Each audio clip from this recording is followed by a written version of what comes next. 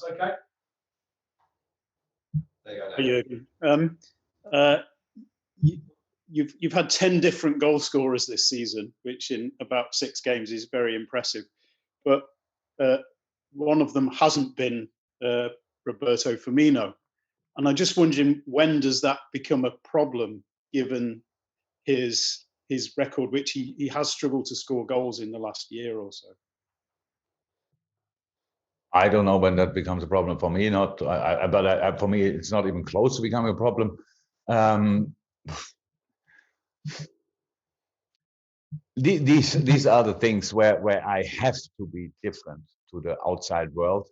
If I would judge moments as much as you have to judge moments, and moments is not only a second or a game or 2 games or 3 games. Moments can be a period. For me, it's just important how influential the player is, how much how it works for the team. And now we lost the last Premier League game. Obviously, before that, we won all the Premier League games, and Bobby didn't score. But Bobby was incredibly influential. And it was always clear when a player like Bobby, if he's not scoring and people start focusing on that, then you realize that he loses from time to time a ball, and then you add it on. He doesn't score and loses balls and all these kind of things. And all of a sudden, you speak about, is that Bobby Firmino? Yes, it is. I was in training. He scored twice for Brazil. He is in a top shape, to be honest, and will play as long as he can, and all these kind of things. So it's just, it's normal that you discuss it. And we discuss performances, individual and team performances, but not in the same way as you, obviously. So it's not, yes, we want him to score. We want him to come in a position where he can score. Yes, he could have scored, for example, at Villa early and plenty. Twice for sure, one, yeah. So it's long ago. But yes, I know that, and he doesn't like that. I don't like it, but it's not the one thing I think about when I think about Bobby, obviously. Okay, we'll go to Ian Ladyman, then to Chris Baskin. They're the remaining 2 rounds of the stand. Ian. Hi, Jurgen. Hello. The answer that you gave to the question about COVID and the derby, I totally understand when you say that the presence of COVID doesn't make the derby more important. I understand that. However, would you agree that football at the moment in Liverpool on Merseyside is an increasingly important distraction at a time when people can't go to the theatre, they can't go to a concert, they can't go to the pub, they can't go to see their mothers and fathers, they can't have friends in their house? You understand that the fact that they can watch the derby, it's on the television, does kind of make it increasingly important as a distraction from a difficult time. I like to think that football is here always a massive point in the city. I'm pretty sure it is, but you are right. I think months ago we discussed is football really necessary? Does football really play a role in the society? And obviously, from a very subjective point of view, I was pretty sure it does. I think meanwhile we know it is like this. That's an important role we play. And look, the people in the city are obviously used to deal with difficult situations, and how I see it or what I hear, and I don't live in the city center obviously, and I don't know exactly how it looks there, but usually when bad things happen, this city comes really together and tries to make the best of it, and that's what we try on from a football point of view, for sure. And so yeah, it's, how is that? I think football, if you would play now Man City, for example, on the weekend, it would have the same importance. It's just an important thing.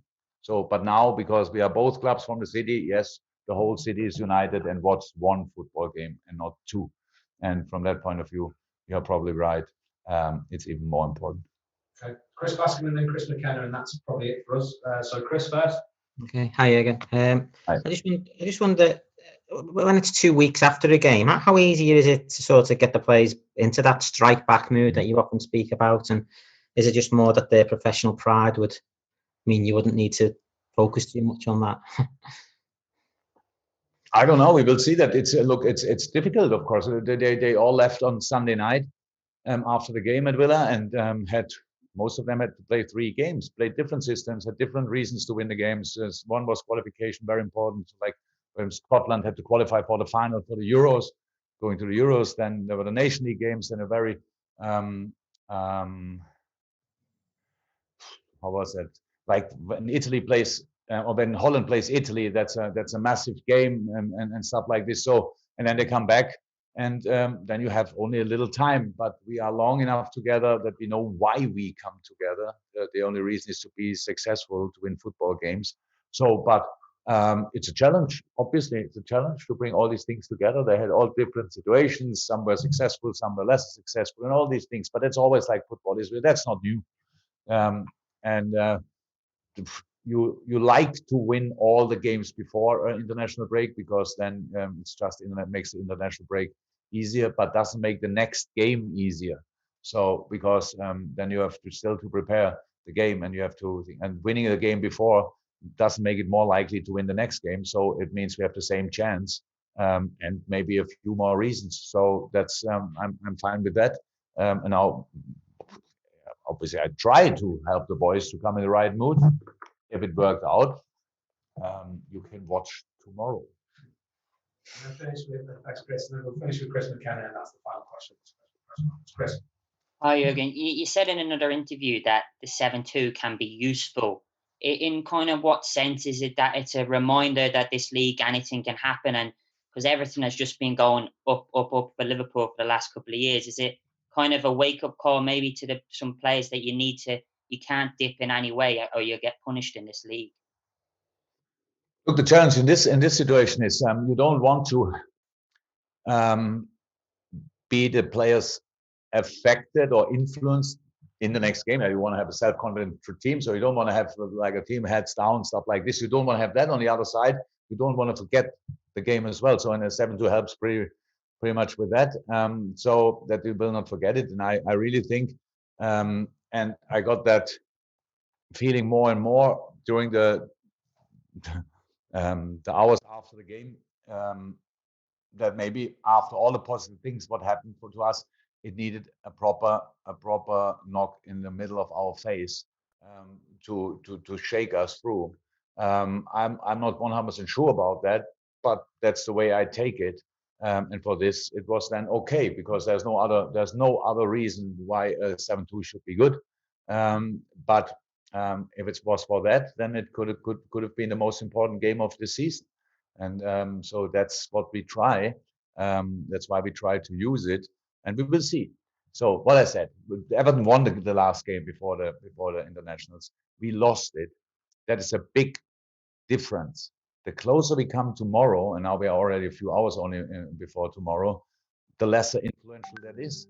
It's just not there anymore. So both teams have to give their all. And the perfect shape maybe Everton was in before the international break is not automatically there. And our problems we had at Aston Villa are not automatically there. So we can be different to the Villa game, and that's what we try.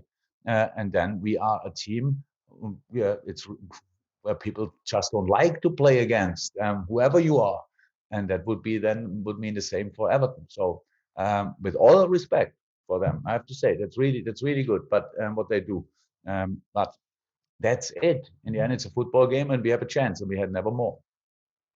Okay, guys, thank you very much. Appreciate it. All stay safe. We'll speak to you soon, no doubt. Bye-bye. Can't wait. Can't wait, actually. See you. Bye.